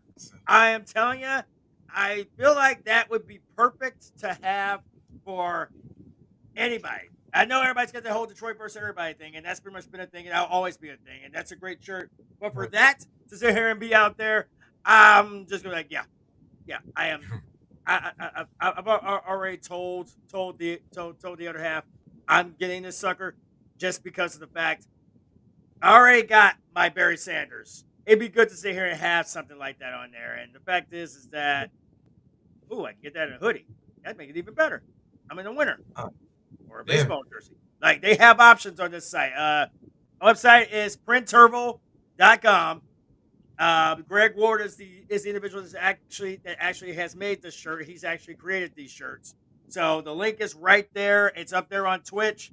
I will post that same link on Recap Sports on Facebook, on my personal page, also on our primary page, my personal YouTube page, as well as doing on Bleacher Brothers Twitter, and I will also see about doing it on the new channel, the Aftermath channel, that actually just getting created. We can't go live on it for at least 24 hours because it has to get vetted and all that other crap, which is just garbage because it's going to be the same thing you see here. It's just going to be added in just with a little bit of a pinch. But, gentlemen, I think I am actually running. I have ran out of things to actually sit here and go off about. Like, do you guys got somebody specific y'all want to call out while we got like this few minutes? Oh, I do. Yeah. Yeah. Since we're going in a state mood. Oh, Steelers fans. What they do? What did they always do for the last couple of years? I keep giving y'all this warning. Y'all remember? Yeah, learn from your cross-state folk. Because remember the last couple of years, especially after Donovan McNabb got the boot? Remember when the Eagles were bombing and y'all were like, fire Indy, fire Indy? Yeah, remember what they wound up getting after that? Chip Kelly. Oh. Yeah, remember that? Yeah. y'all better pray that when Mike Tomlin is finally out of Pittsburgh, y'all don't suffer a similar fate. Because, yeah, while you better hope that y'all get a coach, y'all could wind up getting something worse. And let me tell you that it's hard to win in the regular season. But let me tell you, y'all better hope when Tomlin's gone that your next coach don't Chip Kelly your team like the actual Chip Kelly did the Eagles when Andy Reid finally was out of Philly. Because let me tell you, to use the captain's favorite 2 words, y'all would have think sports karma's bad? Yeah. Let's see what happens when if y'all get a coach that's actually worse than Mike Tomlin. Yeah, Pittsburgh. Just a little food for thought for you. Speaking of the Raiders, if that would have happened, it would be like Christmas all over again. And if for some crazy reason the Raiders weren't capable of throwing enough money or whatever Mike Tomlin wants to bring him here, I'll be downtown leading a group of rioters holding up signs saying, "No Tomlin, no peace." Strangely, I can see you doing it. I would be doing that. Anything else? No. Not getting Mike Tomlin when he's available. That'd be a sin against nature. Yeah, but who's to say that Tomlin's going to be available though? I don't think the Steelers are stupid enough. Better question: who's to say that basically that the Raiders or the Cowboys, for him? I guess we'll throw them in this mix because they tried they tried their Hail Mary with Deion. Deion said, "Nah, I'm good, fam." For Deion Sanders to turn down the Cowboys and actually express interest in the Raiders. That's interesting. I could live with that. AKA the Don Juan Grinders, and the Raiders say no. Oh, you know what? I might get a little hot about that. I just think Sanders got the juice. Sometimes you just need the juice. No. So I would welcome it. Bad choice of words, because the last time we had the juices ended up on the Santa Monica freeway. I know. I recall. Yeah. Yeah, never have a Raider or a Bronco. No, never mind. You know what? Or a Bill. This is a wrong week to put an ex-Bill with the Bronco. Yeah. I think at this very juncture, it's just wrong to just sit here and just really put the Jobbers and the Broncos in any category of anything else. But one more quick note though on Lamar Jackson versus Josh Allen. This is no slight on Josh. He's having a great season, and he could just as easily take his team to the Super Bowl. But the idea that he should just get, the MVP just cause flies in the face of the stats. Because I'm looking at them right now.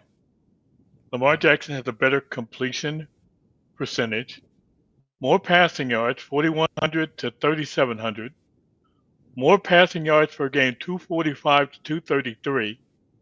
Fewer interceptions. And oh, by the way, he does that little thing called rushing yards. He's outrushed Josh Allen almost 2-1. I'm sorry, that's your MVP. You can want Josh Allen. Maybe he'll get it some other year.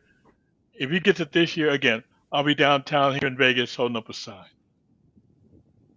Here's like the biggest question I'm going to have here, because we haven't really had a talk completely about the MVP, or basically like Coach of the Year or MVP, the two big ones that basically everybody literally goes in. Because most likely the Triple Crown is probably going to go to Jamar Chase, because he just won the Triple Crown. So the AFC Offensive Player of the Year should be Jamar Chase. Mm-hmm. NFC wise, I'm still kind of just panning that one out. But I'm more concerned about the MVP and NFL Coach of the Year, because if Dan Campbell is not named Coach of the Year, I agree. That would be BS in every sense of the word. That's about that. That's the same equivalent of sitting here trying to give a team that can't make the playoffs, loses its shot to defend, and people still have a little problem with it, on this round. Yeah, yeah. Sorry, OT. I kind of had to get you on that one. Here's what it comes down to for me. I feel like the MVP should be either Lamar Jackson or Saquon Barkley. Hmm. I don't think Josh Allen belongs in the same category. I He's pretty agree. much he has been in fairness. Josh Allen is the LeBron James of the NFL right now, and even he is a little hazardous to to. Oh, So, Cap, you're saying that like it's a good thing, like he's LeBron? no, because pretty much there ain't any people that can stand LeBron. Hmm. Or okay, I'll put it in a better way. Josh Allen is Aaron Rodgers now. Hmm. He'll get you there, but he ain't gonna get you anything. Everybody literally when Rodgers came back and pretty much before the season started, everybody had the jobbers, the Jets up here. They had the Jets up here. It turned out to be the jobbers. They became jobbers by the end of the season, and this clown could not take any accountability for it whatsoever, which makes it worse. What gets me more is that you take Josh Allen out of the equation in Buffalo. We ain't talking about Buffalo. We're talking about Buffalo. We're talking about Bills Mafia. We talk about them. But we ain't talking about Josh Allen. We ain't talking about the Buffalo Bills. I don't care. I don't know whether it's John or whether it's Josh, but something has to change if the Bills will have any intention on actually going to a Super Bowl and winning one. In there, that's great. But Josh Allen can't do it all. Josh Allen may end up suffering a Jim Kelly like injury if they basically sit here and win the way that most people think it's going to go when it comes to that. But I think honestly, this is a two-team race. It's either Lamar Jackson, the Ravens, Saquon Barkley, the Eagles. It's the only two I think honestly are worthy of even being in the conversation for MVP. Coach of the year has to be Dan Campbell. Yeah, Campbell I definitely agree. gets coached, but it's been doing one thing with the Bills. Let's go to the real question mark. Their defense. Which, like, y'all got a fast defense, but here's the problem. You don't have a sizable one. And here's the problem. Baltimore. When you've got like when you have a relatively small defense, like Buffalo's not a mess. Buffalo doesn't have like a size defense, whereas Baltimore on the other end, they've got guys that are small, but they're also physical. It there's going to be the difference. It's going to be physicality. It's like, yeah, you can have like, your you can have to beef up front, but then it's that middle part of that front seven is you got to have guys that are agile. You got to have guys that have some strength. You got to have guys that'll basically go Mike Tyson in the 80s on you. Baltimore has that. Buffalo doesn't, and that's always been their one Achilles heel is that if you have a team that's more physical than Buffalo defensively, or as fact, or if you have a team that's offensively physical, Buffalo's defense can't handle them for a full 60 minutes. And this basically was going to happen, especially when you got a guy like Derrick Henry, who, by the way, I think somewhere Minka Fitzpatrick is still trying to pick up his helmet off the ground after Saturday. Oh, that was his helmet? Yeah. Amongst other It was his helmet Yeah. or his balls, one of them. Yeah. Oh shoot. But actually, I was trying to say his whole body, but anyway. since you wanted to go there, I wanted to remind the Bills what happened the last time they met the King. off to the Lord of the Dreadlocks. Here comes Josh Norman. Yeah, worthy pussy! Little boy. Rumor has it Josh Norman is freeballing. He just got thrown out of his underwear. Get him on a tarmac. That man just took flight. His middle name must be Dumbbell. He just got lifted. And just look at him. On the floor. Rolling. Looking like a bitch. Henry took his soul. Sent him to the shadow realm. He's at the feet of Satan trying to negotiate a plea deal to possibly get to heaven. Look at homie on the sideline holding balls. He hasn't seen a male get manhandled like this since watching gangbangs of homosexuals back in his college days when he was experimenting. Legend has it Micah gave his last name to Josh Norman because the next time he sees Derrick Henry, he might as well hide. Come here. Don't do it. Fucking dummy. Why has nobody learned when Derrick Henry puts his arm up, get the hell out of the way? Oh, good evening, Jacksonville. Would you like to make a tackle? Not on my watch. Good evening, Earl Thomas. How may I help you? I'd like to make a tackle. That position has already been filled. We only got spots for fullbacks. Okay. Stupid. Welcome back, Jacksonville. I heard AJ Boye had a hand fetish. Taste my gloves, pussy. How may I help you, Leon Jacobs? I'm here to pick up a package. How about some FedEx ground, pussy? Hello, Miles Jack. Unhand me, scoundrel. Do a flip. Okay. Derrick Henry was in college flipping people like real estate agents with cheap housing. Had homie looking like a Jewish dreidel on the 6th day of Hanukkah. To make matters worse for him, Derrick Henry didn't even stiff arm him. Look at the flick of the wrist. It looked even crazier in reverse. Had homie looking like a damn yo-yo. Josh Norman might as well retire right now. You can't live the rest of your life with this embarrassment. Only one man can save you. You gotta call on the power of Thanos to erase what just happened on the field. Your mama, your daddy, your girlfriend, and your children will never have to see you get abused on the football field. But wait a minute, it was all genjutsu, because Thanos ain't real, but your embarrassment and stiff-arm murder is. He got stiff-armed from the east to the west, back to the east, back to the west. Henry threw Norman like Uncle Phil used to throw Jazzy Jeff. He gave him more airtime than Days of Our Lives on the NBC network. Legend has it Amelia Earhart took flight so Josh Norman can fly. I haven't seen a black man take flight like that since the Red Tail Angels of the Tuskegee Institute. Derrick Henry single-handedly kicked Josh Norman out of the coalition of dreadlocks. He said, "You'll have the strength of the dreadlock powers stripped away." This must be the black-on-black crime Fox News is talking about. Ragdolled that man like a bulimic, anorexic wrestler in the ring with Brock Lesnar. At this point, you gotta delete Josh Norman's character out of Madden. You lucky Derrick Henry don't tell Jesus to take him out of the book of life. I believe I can fly.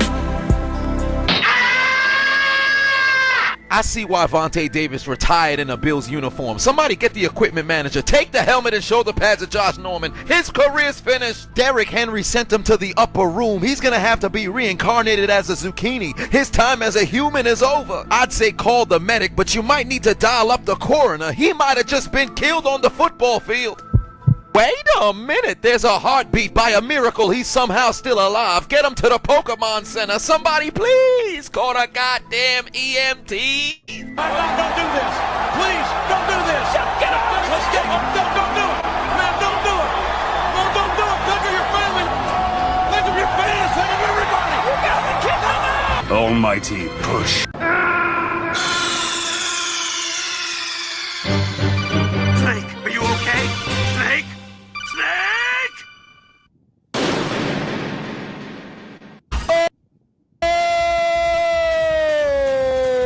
Oh, Henry! That's about the way I can put it. Like, I want to feel bad for Buffalo, but I can't. So, honestly, Buffalo kind of deserves everything they're about to get. I told them at the beginning of the season they better have they have more offense than Josh Allen. So what they do? They go out and get Amari Cooper. Amari Cooper, there's kind of a reason of why people are slightly afraid of Amari Cooper. Because Amari Cooper, when he gets that ball in his hand, it's game over after that. But yet, Josh Allen still has not got it through his head that you have somebody in the backfield, kind of like Philly. Jalen Hurts. Eventually, that tush push is not going to work. Josh Allen, you trying to run all over the place. Eventually, somebody's going to grab them legs and yank them off your body. You go be the next build that gets carted off the field. That's all I'm sitting here saying on it. We're not even going to go into Detroit because that's Jaden Daniels, great rookie season. He will most likely be offensive rookie of the year in my opinion. But you're going up against a team that doesn't believe in 4-down territory. Or actually, no, they do believe in 4-down territory. They just don't believe in punting. Yeah. Yeah. But I'll tell you what, though. That's why I'm looking forward to that match Saturday night. Because I like this. I want to see what happens if Detroit finds... Because I think they do find themselves in this situation where we're coming down to that last possession. But it's like, does the Commanders' luck finally run out? Yeah. Or does the Lord OJ? Yeah. Yeah. Yeah, probably Jackson, but definitely not Patrick. But anyway. Yeah. Yeah. Anyhow. Yeah. But anyways. Yeah. Yeah, that's... I want to see what happens with Washington and Detroit because, like I said, I think that game's going to be a lot closer than people's going to think it's going to be. Well, because Detroit's going to... Because Detroit, like... Oh, they're coming in hot, but Washington, they're playing with house money right now because I know nobody's expecting them to win this game. But then again, I know like quite a few people didn't expect them to beat Tampa last week. Hey, I said, oh, so nobody's expecting them to win this game. Yeah. I'm just trying to make sure because Yeah. we knew we were going to get the old Baker Mayfield sooner rather than later. Yeah. Tragically, he showed up Sunday night. Yeah, but then again, that's why. Yeah, why do you think I took Washington in that game? Or actually, both of us did. Yeah. But I'm gonna be real interested to see, like, if this game's within a possession, or heck, if it's even within a field goal and Washington's trailing. Does Jaden Daniels, does he do the unthinkable? It is, because I would be like this. The Commanders have shown you are not safe against them. If time's running out, and hell, I think we all remember arguably the play of the year against Chicago with the Hail Mary. Hell, they did it against the Eagles a couple weeks ago, and then hell, Mariota just lit the Cowboys up in the season finale, like in Week 18. We're not even going to talk about like Doink heard around the world. Oh yeah, the what was it that Tariq said? The Doink into the divisional. Yeah. Divisional Doink. I was like, it was a divisional Doink. I'm honestly, I'm looking forward to hearing Chisel's commentary on that because I said it last night and I have to say it now. Every kicker he has sat here and sent to the shadow realm has miraculously brought themselves back to relevancy. And yeah, especially Zane Gonzalez. Zane Gonzalez, he went ham on. Cody Parker's the only one who has not made himself relevant again. Ish. But it is a little interesting that he'll have to bring somebody back from the shadow realm again. Because Cody Parker's probably thinking in his head, why did they go for them but not for me? They'll be throwing a temper tantrum. Sorry, Cody, but it's over. You lose. But that being said, we still got this going crazy. Thursday we got the we got the last of the college football playoff anarchy. We have the last show because Monday we will be crowning a new national champion. So who knows? We might do one more just to wrap up the season. I'm not sure. Friday we will have a playoff version of Aftermath, and of course, might be joined by both of these guys. Might be joined by one, the other, or hell, be joined by OT in the damn comments. He might decide to pop in with a couple of little twitchdoms, as I'm going to call them. His what would you like to call it? The twitchinisms. That's what I'm saying. I'm literally saying that now, OT. This is like literally, but he didn't just say that. Tell me he did not just say that. He did. We go make that one happen. We already know pretty much how we're doing this thing. You know how we guys do it. We're going to go. Let's see. Thursday, Friday. It's gonna be pretty much both the exact same times. We go put this theory to a test there, behold. That's all I'm saying there. Hang on, nephew. We go make this right. We go get this going. I'm gonna get this Twitch stream as good as we can make it. We gonna have some fun with it. But Don Juan, since you decided to pop up in here and say what's cracking, you got any nice little last words you want to dish out, or special salutes, congrats, all that good stuff? Well, I would prematurely want to congratulate the Ravens and the Eagles. And I definitely think they're going to win over the weekend. Kansas City could just turn in another one and be watching from home. I don't know what their deal is. But I'll say this much. I mean, it's some postseason are kind of like, you kind of know how it's going to end up. I have no idea. It's going to be fun. I'll say that much. So this weekend, I am not doing anything. Anybody who knows me knows not to come calling. Don't text me. Don't email me. Don't call me. Don't show up at my house, because I will be otherwise occupied. These games are going to be that good. Rockin' Reese? And as I was just saying, man, divisional round. If I could pull my Booker T moment of the week, it's gonna be no bread, no water, just meat. Yeah. No, it's gonna do Shucky Ducky this time. That one's gonna be for the championships. But I tell you what, 8 teams, 4 games, and one awesome weekend. You can't ask for anything more, people. Just kidding. And actually, you can, but yeah, we'll wait to see how these games pan out first. Here's what comes from me. Was that ESPN? I hope you learned something from your little shenanigans over at shenanigans yesterday. To never sit here and actually count us out when you think that we're done.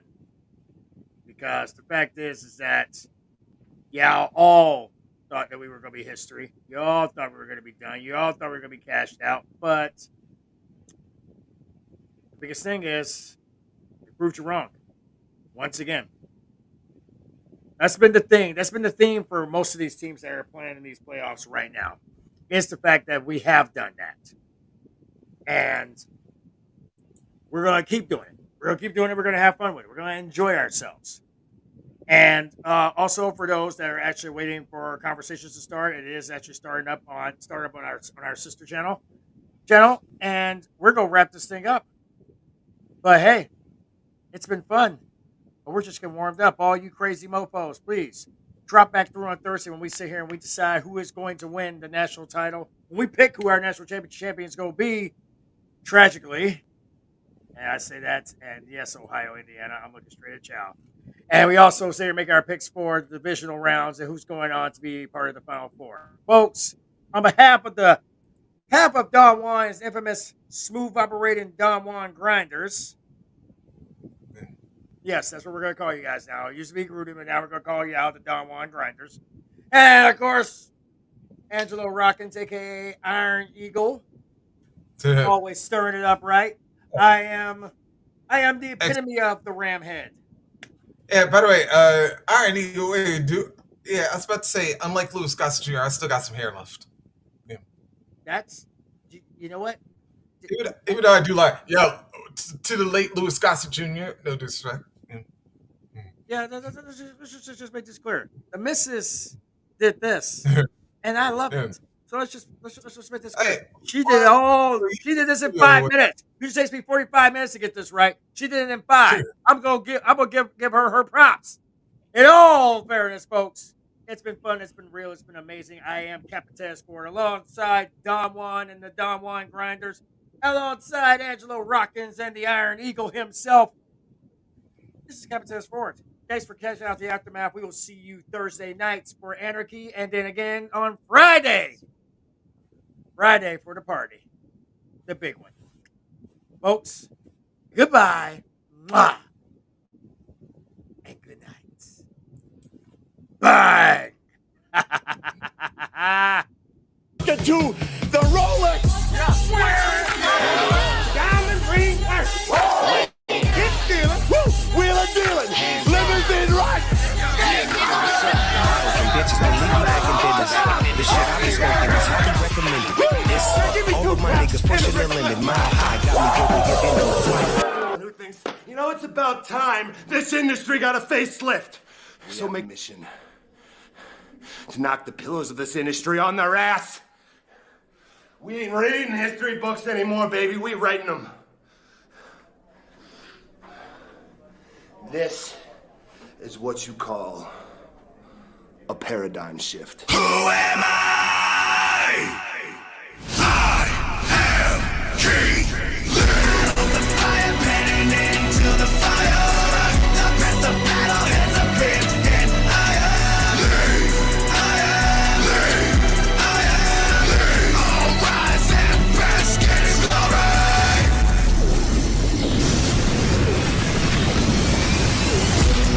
My drive is limitless. You won't compare to this.